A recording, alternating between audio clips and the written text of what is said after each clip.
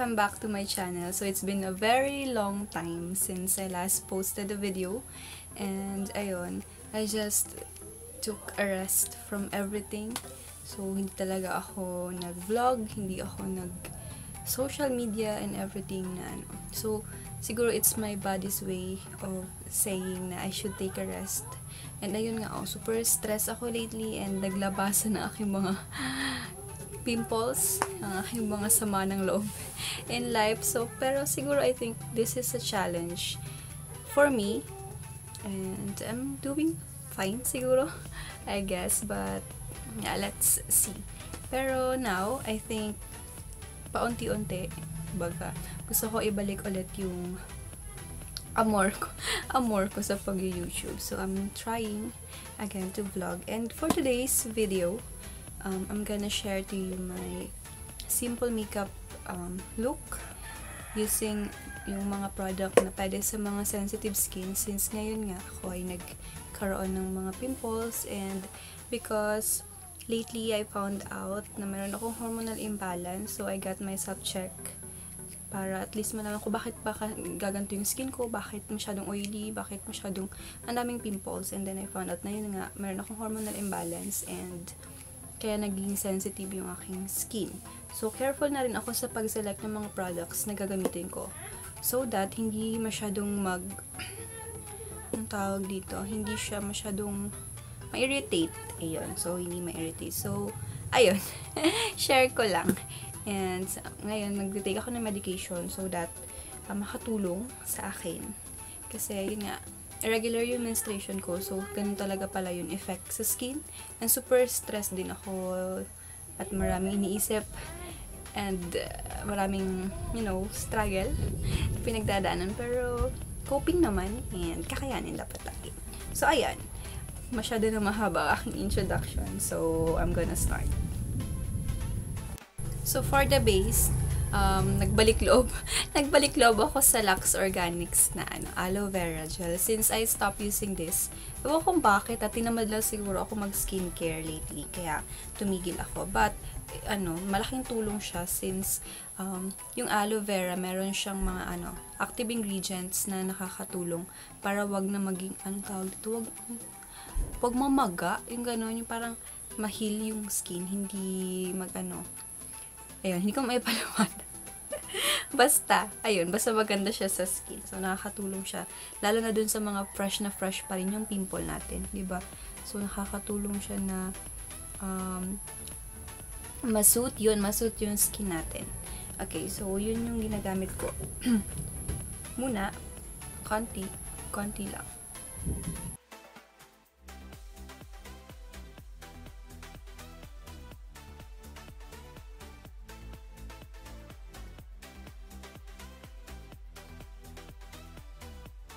Ayun, so make sure din po na malinis ang kamay nyo before touching yung face, kasi sabi nila, based on what I've watched and what I've read, mas nagiging acne prone yung ating skin kapag lagi natin siyang hinahawakan ng may maduming kamay.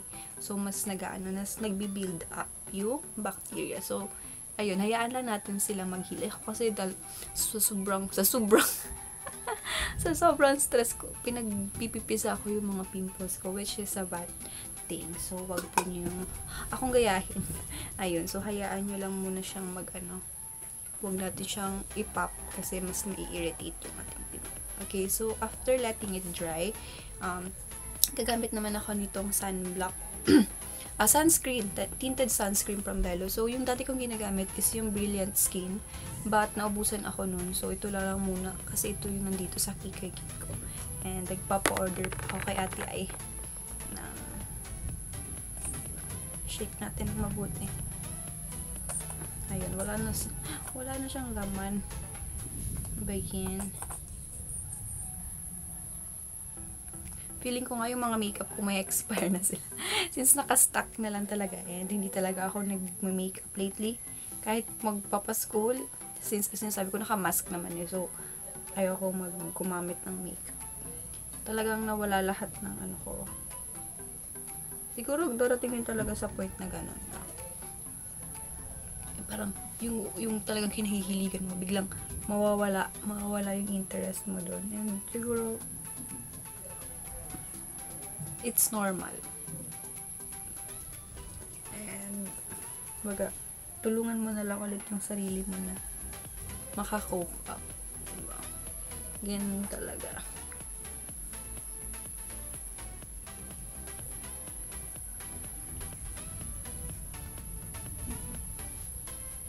Yun na, dami kong pimple.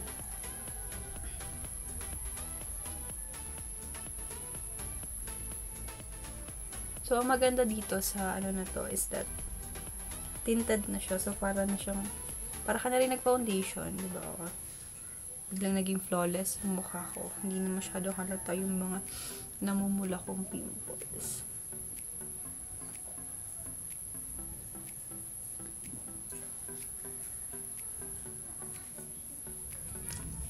So, after ko maglagay ng tinted sunscreen, pupulbo na tayo. So, ito lang naman ginagamit ko for everyday, yung Johnson's. Naggumagamit lang ako ng mga pressed powder or yung kapag yung heavy makeup ang ginagawa ko. Pero social-socialan tayo ngayon. Gagamit ako ng brush, pero hindi naman talaga ganito yung paggamit ko araw-araw. Wala lang.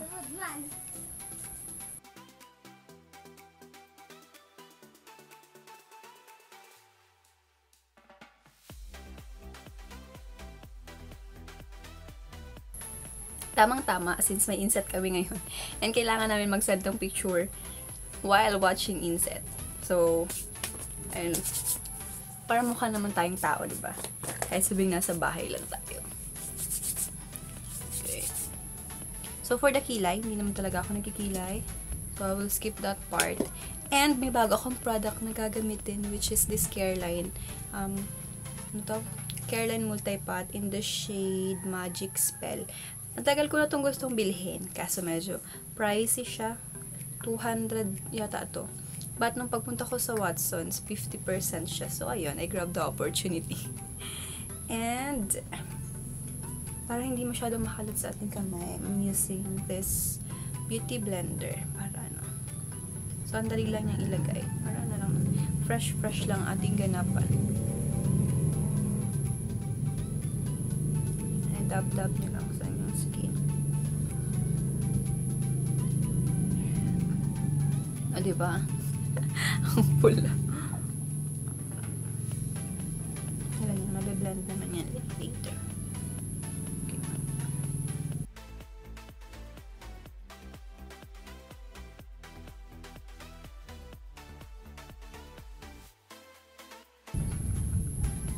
Ayun, so payo ko lang sa mga medyo sensitive ang skin. Ngayon, minimal lang muna yung gamitin natin mga products para hindi ma-irritate ang ating skin. Pero at least, diba, looking presentable pa rin naman tayo.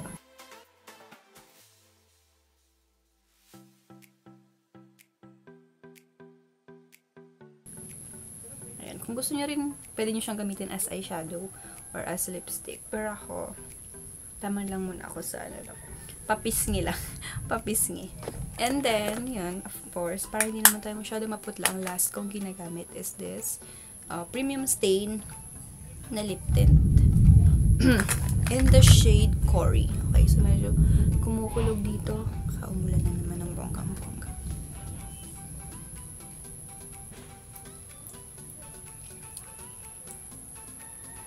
Ayun, so ayoko naman ng sobrang pulo. Tama lang. Pang selfie-selfie lang.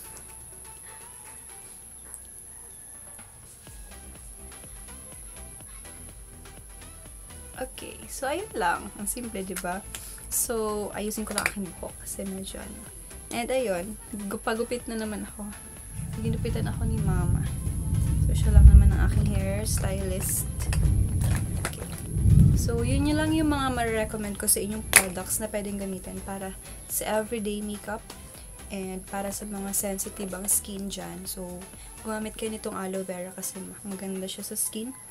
Nakaka-help siya sa pag-heal ng ating pimples. At the same time, para hindi na rin siya masyadong, para malambot yung skin So, hindi siya masyadong dry. Ganun, hindi maging dry yung skin. And then, kahit anong gusto nyo, preferred yung sunscreen. Pero dapat, lagi kayo nagsa-sunscreen. Lalo na yung sa mga laging lumalabas ng bahay.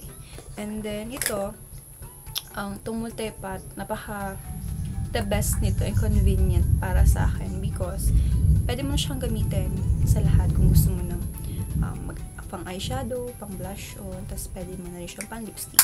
And ito din, lip tint na to, dati ginagamit ko rin siya sa aking pisngi para fresh ang aking look. So, ayun lang. I hope na na-enjoy nyo ang aking pagbabalik. So, I hope that you learned something and God bless ating lahat.